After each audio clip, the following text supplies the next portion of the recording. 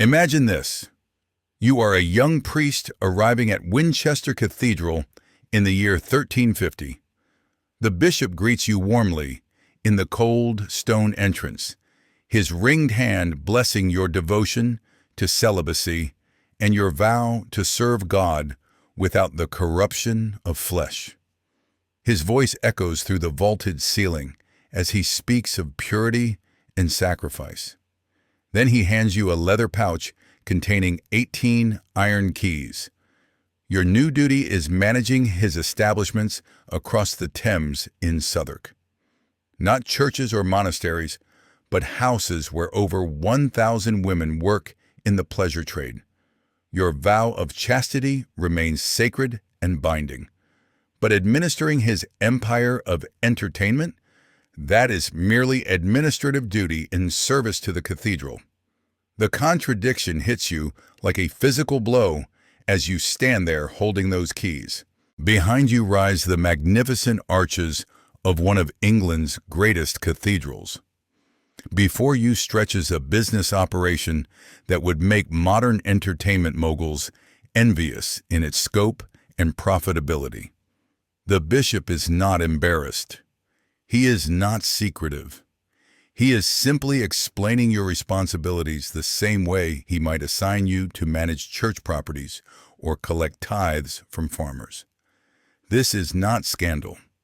This is standard practice for a wealthy medieval bishop.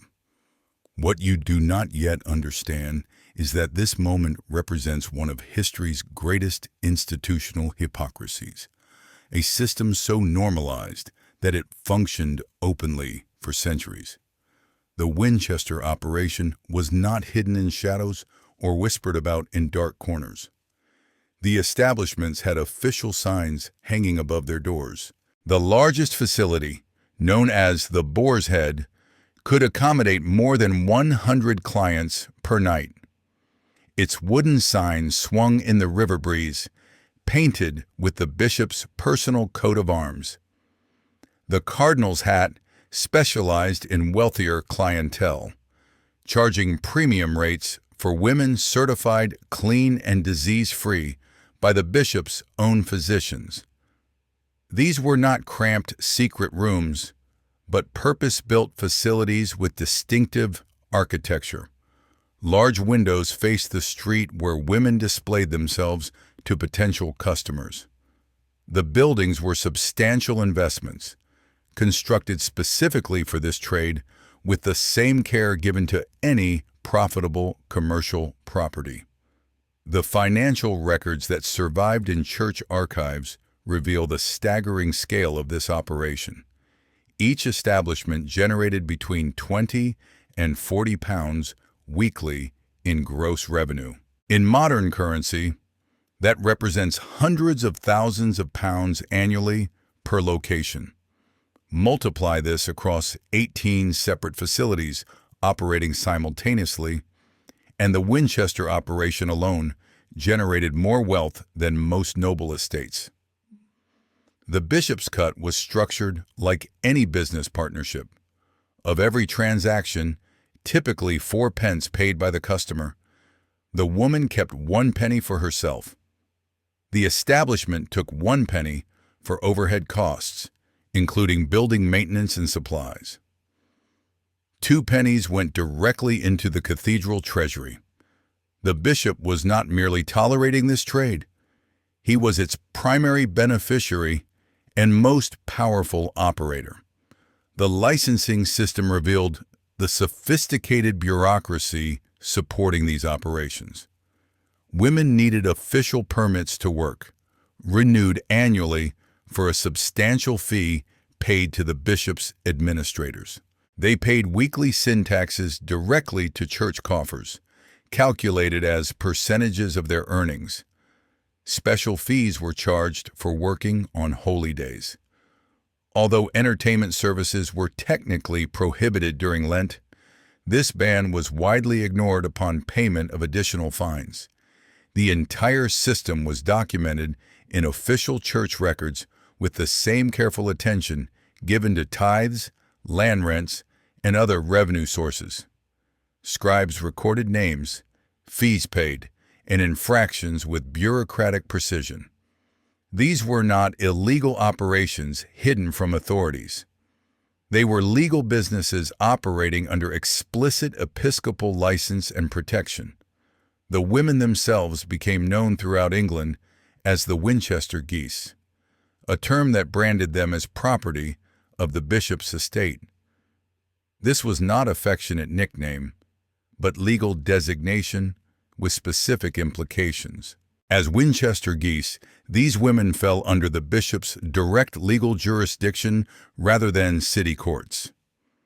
They were required to live within designated areas of Southwark, known as the Liberty of the Clink, a district under complete episcopal control. They wore distinctive clothing mandated by law, marking them as separate from respectable women. Red or yellow accessories identified them instantly in any crowd. They could not enter certain areas of London without special permission. They were legally categorized not as criminals, but as licensed service providers operating under church authority. The recruitment system operated with disturbing efficiency and official sanction. The annual Winchester Fair was ostensibly a hiring market for domestic servants. Young women from the countryside arrived seeking employment as kitchen maids, laundresses, or seamstresses. Instead, they found the highest-paying positions were in the bishop's establishments. Church officials conducted the evaluations personally, assessing women based on physical attractiveness and health. The most beautiful were directed to premium facilities like the Cardinal's hat. Those deemed less attractive were assigned to establishments serving common laborers and sailors. The fair operated openly with church banners flying and official representatives conducting business in broad daylight. Families sometimes sold their daughters directly to these establishments, viewing it as economic transaction rather than moral failure. The church's involvement legitimized what might otherwise have been seen as trafficking. The medical inspection system demonstrated the operation's sophisticated management structure. The bishop employed physicians who conducted weekly examinations of all licensed women. These doctors checked for visible signs of disease, primarily examining skin conditions and other obvious symptoms. Women who passed received official seals of approval, small metal tokens they could display to customers as proof of health. Those who failed examinations were prohibited from working until cleared by medical authority. However, corrupt practices flourished within this system. Women could pay bribes to continue working despite failing inspections. Doctors on the bishop's payroll had financial incentives to pass as many women as possible since their positions depended on the operation's profitability. The medical inspections provided appearance of health regulation while actually serving primarily as revenue control mechanism. The protection services formed another revenue stream while creating dependency. The bishop's guards patrolled the entertainment district, preventing violence against women for a fee. They also served as collection agents when customers refused payment, acting as medieval debt collectors with legal authority behind them. Women could purchase retirement funds, essentially insurance policies that would theoretically provide for them when age made work impossible. These funds were expensive, and most women never lived long enough to collect. The average working life in this trade was brutally short. Disease, violence, and the physical toll of constant work killed most women before they reached 30.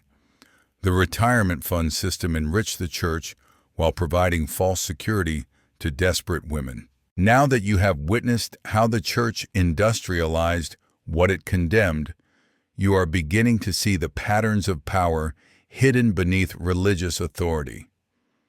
If uncovering these buried contradictions resonates with your curiosity, about how institutions really operated, subscribing ensures you never miss these deep dives into history's most guarded hypocrisies.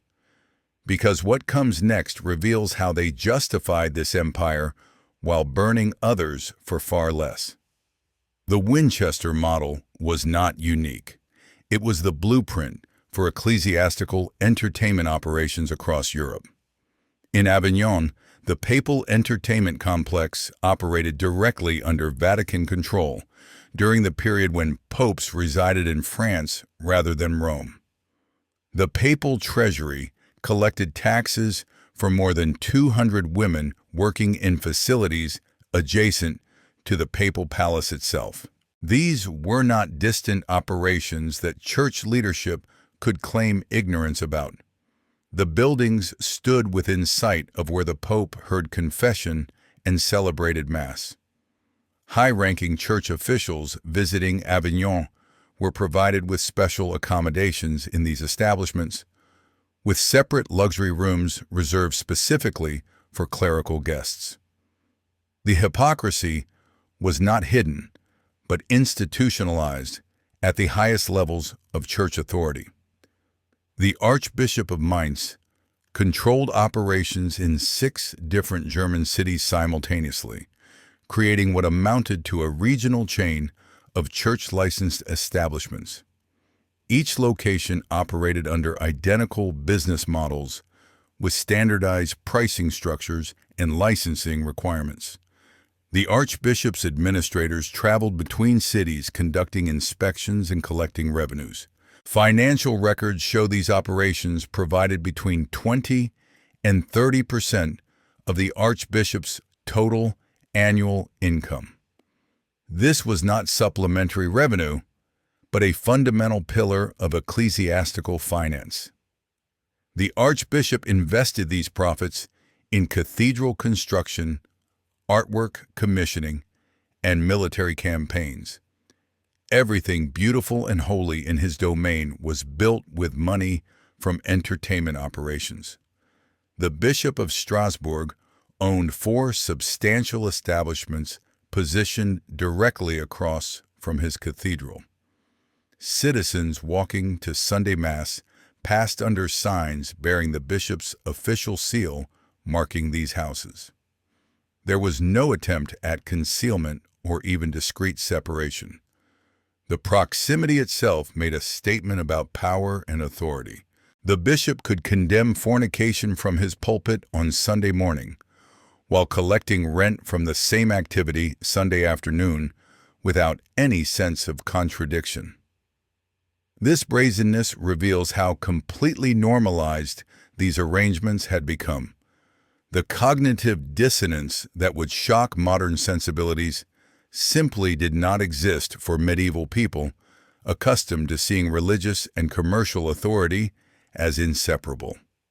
Spanish cathedral operations often integrated entertainment facilities directly into cathedral complexes.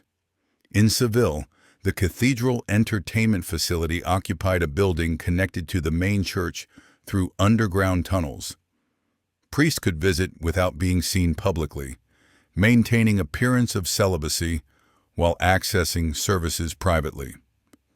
The tunnel system was not crude or improvised, but professionally constructed as permanent architectural feature. Women working in these facilities were required to attend special masses in designated cathedral sections. They sat in areas marked for their use, while priests preached about sin and redemption. Then these same women returned to work in church-owned buildings to service church officials. The psychological torture of this arrangement is difficult to comprehend. These women were simultaneously condemned as sinners and licensed as service providers by the same institution. The architectural evidence that survives today confirms this was no secret operation.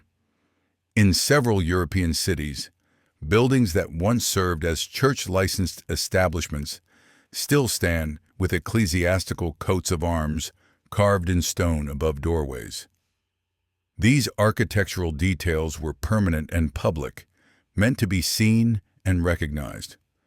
They proclaimed ownership and authority. The buildings were substantial structures built to last generations, not temporary arrangements that could be quickly dismantled if exposed. The investment in architecture alone demonstrates long-term commitment to these operations as permanent business enterprises. Churches were building monuments to their own hypocrisy and seeing no contradiction. The theological gymnastics required to justify these operations reveal medieval Christianity's capacity for moral flexibility when profit was involved. Church fathers like Augustine had written centuries earlier about prostitution as necessary evil, comparing it to sewers in cities. Sewers were unpleasant but necessary for urban sanitation. Similarly, Augustine argued, prostitution was immoral but necessary to prevent worse sexual crimes. Medieval theologians seized on this argument to justify not merely tolerating but actively profiting from entertainment trade. If prostitution was necessary evil, then surely it was better for the church to control and regulate it rather than leaving it to secular authorities or criminal organizations. Thomas Aquinas, the great medieval theologian whose writings formed the intellectual foundation of Catholic doctrine, provided even more detailed justification. He argued in his Summa Theologica that prohibiting prostitution entirely would lead to greater social disorder. Men denied legal outlets for lust would resort to rape, adultery, or other more destructive behaviors. By permitting regulated prostitution, society channeled male desire into controllable forms that did not threaten the institution of marriage or social stability. The fact that the church profited from this regulation was simply practical governance. Someone had to collect taxes and maintain order. Who better than church authorities who had both moral authority and administrative capability? The Council of Constance in 1414 attempted to address the growing scandal of clerical involvement in entertainment operations. Reformers within the church proposed strict prohibitions against clergy owning or operating such establishments. The council attracted bishops and high church officials from across Europe, all gathering to debate church reform. These attending bishops arrived with entourages that included 700 women from the entertainment industry. The women were not smuggled in secretly, but traveled openly as part of official delegations. The motion to prohibit clerical ownership of entertainment establishments came up for vote in rooms literally overlooking the largest temporary entertainment district in European history. The reform proposal failed decisively. The financial dependency was simply too great to overcome. The Council of Basel in 1431 made another attempt at reform, issuing severe condemnations of clerical participation in entertainment operations. Documents denouncing the practice were drafted and approved in formal sessions. However, these condemnation documents were physically written in rooms above the city's largest entertainment establishment, which was owned by Basel's bishop. The scribes composing these denunciations of clerical sexual commerce worked in buildings where such commerce occurred on floors below them. The irony was apparently lost on participants or deemed irrelevant. The council condemned the practice in theory while continuing it in practice. The documents survive in archives as testimony to institutional cognitive dissonance on a massive scale. The penitential manuals used by priests hearing confession provide another window into this contradiction. These books listed hundreds of sexual sins with corresponding penances. They described in clinical detail every possible variation of sexual activity, assigning each a specific punishment. Priests studying these manuals to judge parishioners' confessions learned elaborate taxonomies of sexual transgression. Yet the same priests administered sacraments in cathedrals funded by entertainment revenues. They heard confessions of sexual sin while their bishops collected taxes from the same behaviors. The manuals themselves were products of church scholarly tradition, copied and illuminated in monastic scriptoria by monks who had taken vows of celibacy. These monks produced detailed guides to sexual sin in buildings maintained by profits from sexual commerce. The selective enforcement of sexual morality reveals the power dynamics at work. Common women accused of fornication faced public humiliation, fines, or imprisonment. Women operating without episcopal license were prosecuted as criminals and sometimes executed. But women working under church license in bishop-owned establishments were legally protected. Their work was simultaneously sinful and sanctioned, immoral and official. The same act committed by a licensed woman under church authority was legal commerce. The identical act by an unlicensed woman was criminal behavior deserving severe punishment. The church claimed moral authority to define sin while profiting from that sin when properly taxed and regulated. The regional variations in these practices demonstrate how widespread and normalized they had become. Mediterranean regions, influenced by Roman legal traditions and denser urban populations, favored the formalized licensing systems seen in Winchester and Avignon. Northern European regions often operated under slightly different arrangements, but with the same fundamental structure of church ownership and profit. German prince-bishops combined secular and religious authority, making their control of entertainment operations even more absolute. Italian city-states saw complex relationships between church authorities, civic governments, and powerful families. But church ownership of entertainment establishments remained common and accepted.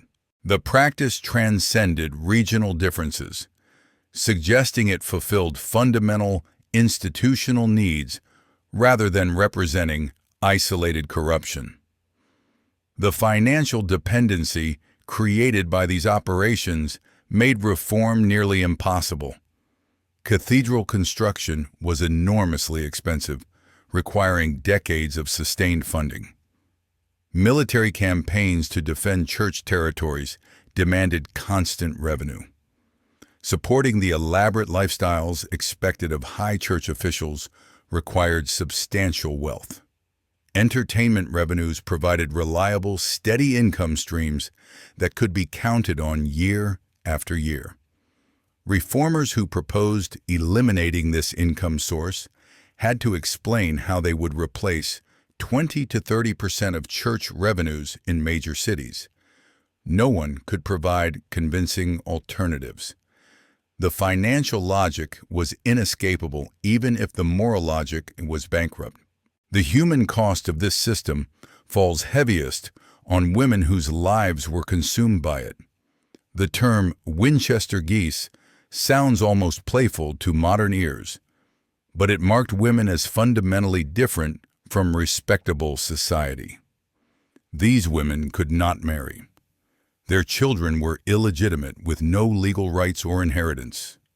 When they died, they could not be buried in consecrated ground. Crossbones Graveyard in London became the final resting place for thousands of Winchester geese, an unconsecrated burial ground for women who worked under church license but were denied church burial. Archaeological excavations of this site reveal the brutal reality of their lives. Skeletal analysis shows evidence of malnutrition, untreated injuries, sexually transmitted diseases, and deaths in their 20s and 30s. Individual women occasionally appear in historical records when their cases entered legal disputes. In 1385, a woman named Margaret Haynes sued for her retirement fund after 20 years of licensed work in Southwark. The case went before church courts since she had worked under episcopal license. Her testimony described brutal working conditions, constant disease, and the difficulty of saving money when so much was taken in fees and taxes. She had purchased a retirement fund at age 16, paying into it weekly for 2 decades. Now at 36 and unable to continue working due to illness, she sought to claim her promised support. The church argued she had not worked the required 25 years. The court sided with the church. Margaret disappears from records after this judgment, likely dying destitute despite 2 decades of generating profit for the bishop. The medical records that survive in church archives describe occupational health hazards in clinical terms. Physicians documented rates of disease transmission, treating it as a management problem rather than human suffering. They noted which establishments had higher infection rates and recommended different inspection frequencies. They recorded deaths in the same dispassionate tone used for recording crop yields or livestock losses. These were not people but productive assets whose health status affected revenue generation.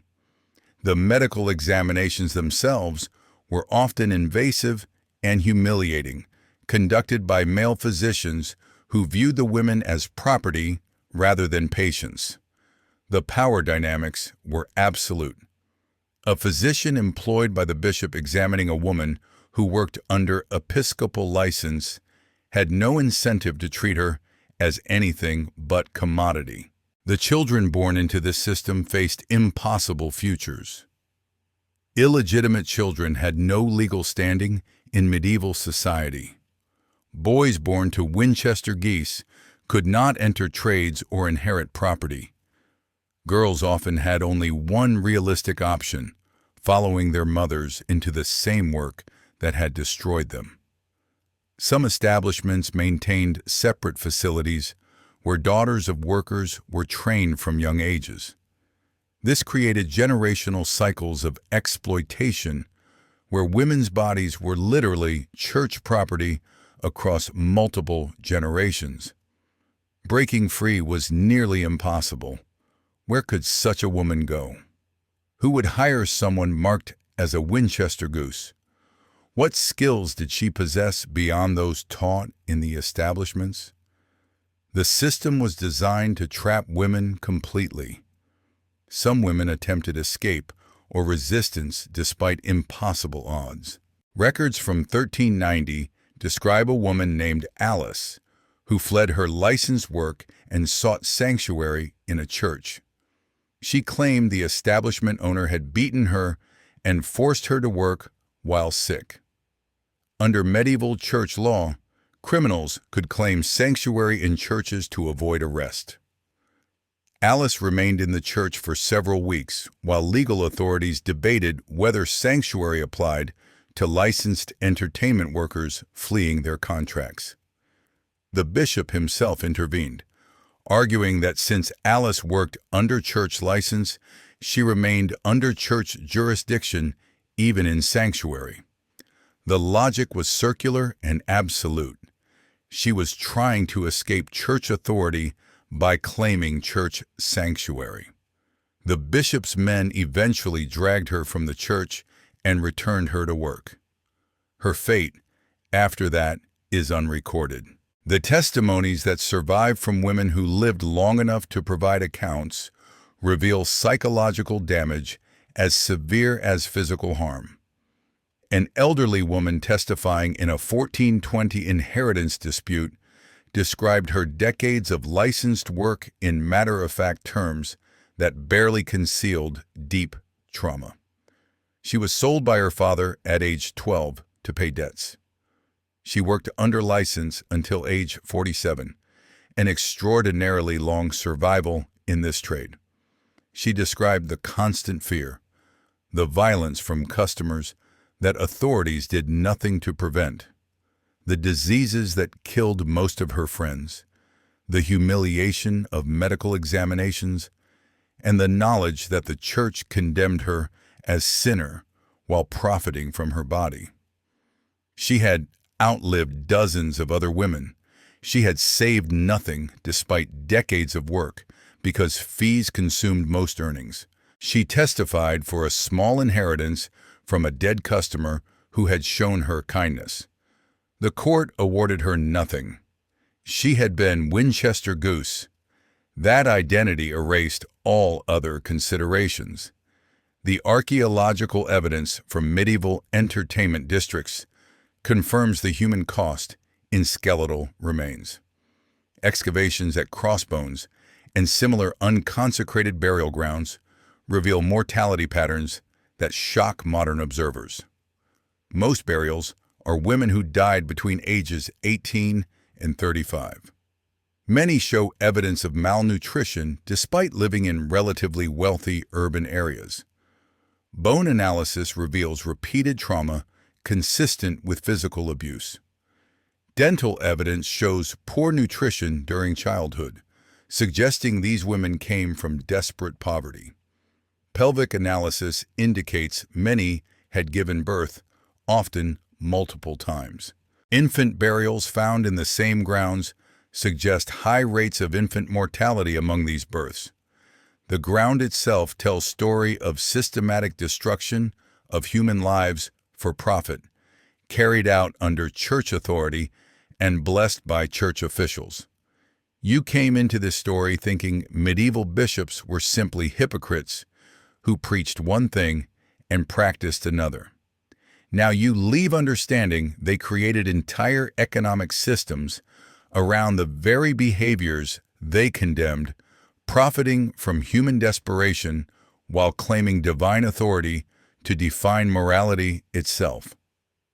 This transformation of perspective, seeing how power justifies itself through control of morality itself, is exactly why these hidden histories matter. If this journey into institutional contradiction has awakened your appetite for truth about how authority really operates, subscribing means you will continue accessing these revelations that challenge everything we are taught about the past. Your curiosity about the real mechanisms of power deserves to be fed, because while we have eliminated these specific establishments, the pattern of those in authority creating exceptions for themselves while condemning others, that story is far from over. The Protestant Reformation that began in 1517 attacked this hypocrisy as central evidence of Catholic corruption. Martin Luther's criticisms of the Church included specific denunciations of episcopal entertainment operations. He documented the Winchester system and similar operations across Europe, using them as proof that the Catholic Church had abandoned Christian morality entirely. Protestant pamphlets described in graphic detail how bishops preached celibacy while operating pleasure houses. These attacks resonated with populations who had long witnessed the contradiction without having language or authority to challenge it. The Reformation gave voice to generations of anger at seeing religious leaders profit from sin while condemning common people for the same behaviors. The gradual criminalization of these operations occurred over centuries rather than suddenly. As Protestant regions broke from Catholic authority, they often moved quickly to shut down church-licensed establishments. Catholic regions reformed more slowly, with operations continuing well into the 17th century in some areas. The Council of Trent, beginning in 1545, finally addressed the issue directly, prohibiting clergy from owning or operating entertainment establishments. However, enforcement remained inconsistent. Economic dependency was too great in many regions.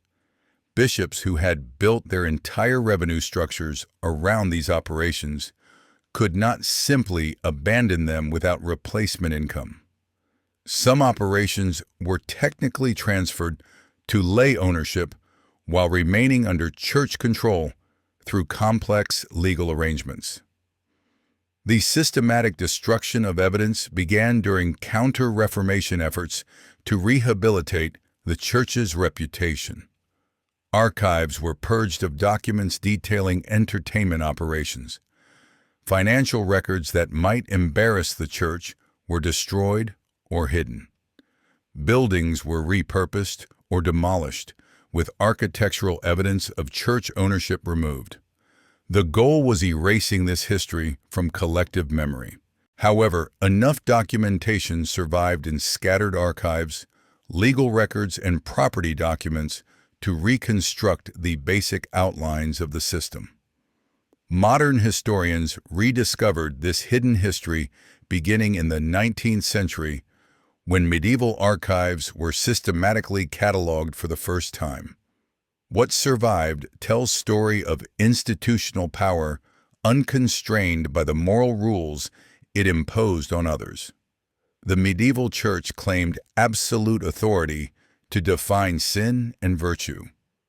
It used this authority to create profitable monopolies in vice while condemning those same vices in others. The Winchester geese were simultaneously sinners whose sexuality was condemned and licensed workers whose sexuality was profitably regulated. This contradiction was not hidden, but institutionalized at the highest levels. The hypocrisy was the system itself. Understanding this history reveals how authority justifies itself, how power creates moral frameworks that exempt themselves while controlling others, and how institutions can normalize the most extreme contradictions when economic incentives are strong enough. The legacy persists in ways we rarely acknowledge. The same patterns of power appear throughout history. Authorities condemn behaviors while practicing them. Institutions create moral frameworks that exempt themselves. The powerful profit from what they prohibit to others. We see this in modern contexts.